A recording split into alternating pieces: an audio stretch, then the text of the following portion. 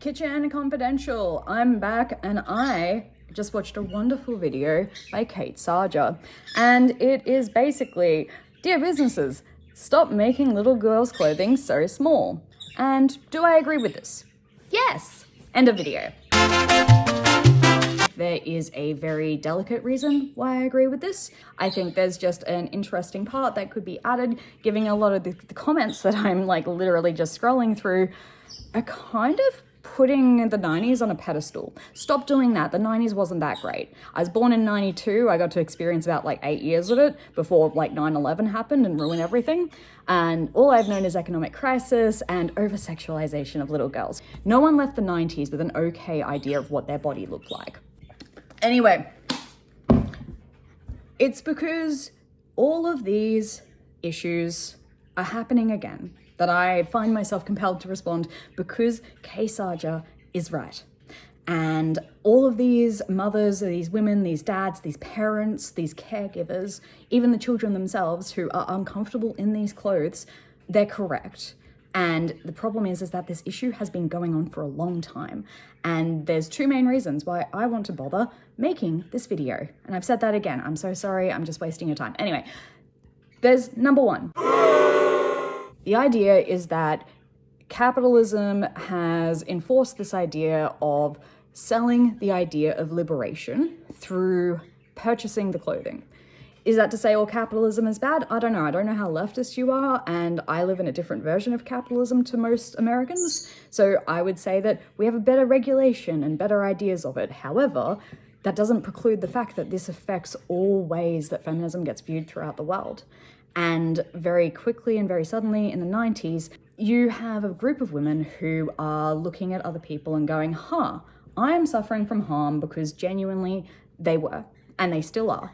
And these harms occur across multiple demographics, but they were in particular really struggling. Or like their first introduction to the idea of feminism and patriarchy and all these like very complex, very delicate issues was being told, you can buy your way out of this. You can purchase a thing, it will make you more liberated. And that was often sexualized clothing. And if other people aren't doing this, well, they're not really liberated, are they? You can only be liberated if you wear a miniskirt, if you wear a spaghetti strap, if you show off for men, because your sexualization is somehow radical.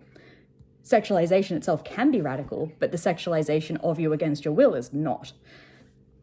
Anyway, if you have a situation where all of a sudden all these women who don't have the opportunity to learn about this kind of scholarship in any deeper way because of a lack of education, a lack of access to books, a lack of access to free time, this is all they will know.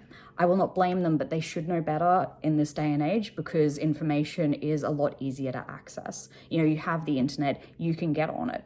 I will not, hold women up on this like perfect little pedestal of like, oh, it's okay, they didn't know. No, get better. We all have to get better.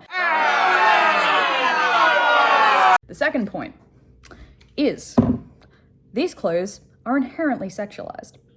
Now, is this to say that wearing them means you are sexualizing yourself? It means that you're inviting sexual activity? No, it does not. And it does not mean that if you were assaulted while wearing them, that it was your fault or that you're inviting it. However, when you are wearing them, especially if you're an adult, you know what they mean, you know why you're wearing it, and even if you're not inviting any of those things, you're expressing yourselves in very fun, interesting, really positive ways. But that's because you're an adult who can consent to that. You can consent to having your body seen. You can consent to going outside and really exploring who you are. Now, when I say these clothes are sexualized, and maybe you're not intending it to be aware that like mini skirts, G-strings, even bikinis, they were incredibly sexualized to the point that bikini bottoms and whatnot were seen as like illegal for a great portion of time. These were things that used to be scandalous, and they became part of the mainstream, part of the fashion. That's cool for adults, because they are still inherently sexual, and they're sexual in our culture. We are in like the Western culture, whether or not you like it, that is just how it has been. And it spreads through because American culture, they had the cultural win of the world, so now we're stuck with it. So I'm not going to ignore the fact that mini skirts are made for the purposes of sexualization. And if you're an adult wearing them, 10 out of 10, honestly, they look amazing. If you are a child, you cannot consent. You might not understand what consent even means, and you do not understand why people are looking at you differently all of a sudden.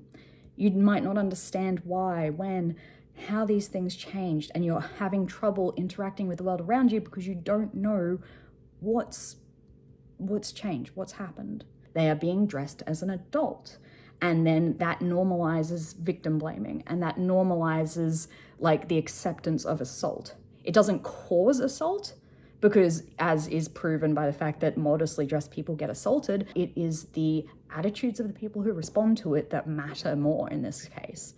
We haven't not changed enough as a culture to justify putting young girls in bikinis. And not just that, in my opinion, as someone from Australia, this is a sun cancer risk. I only look like this, like I'm in my 30s, I've got nothing here. This is not Botox, this is not anything like that. This is just sunscreen. Wear sunscreen every day. It will save you so much on Botox, because I will be getting this in 2 to 3 years when this starts really going down. I will get Botox. But yeah, wear sunscreen. All these young children do need protection for their actual skin, for their actual bodies. If a young girl is riding her bike really fast down the road and she's wearing a mini skirt, she comes off, just skin grafts everywhere. Let her wear something that is more appropriate for her to play in. Allow her to be empowered by clothing that allows her to actually do stuff. A lot of these items of clothing are designed and presented in a way that induces vulnerability. That can be a good thing if you know what you are agreeing to and know what you are consenting to. Children cannot consent.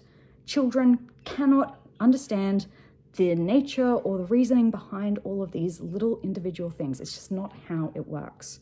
Feminism and all these other things are not just about your exploitation as a body.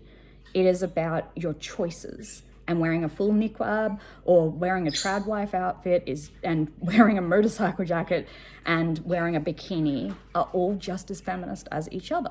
You will find theories within feminist thought that can help you understand the needs and wishes and beliefs and bodies of others, whilst also not foregoing your own body and needs and thoughts and wants.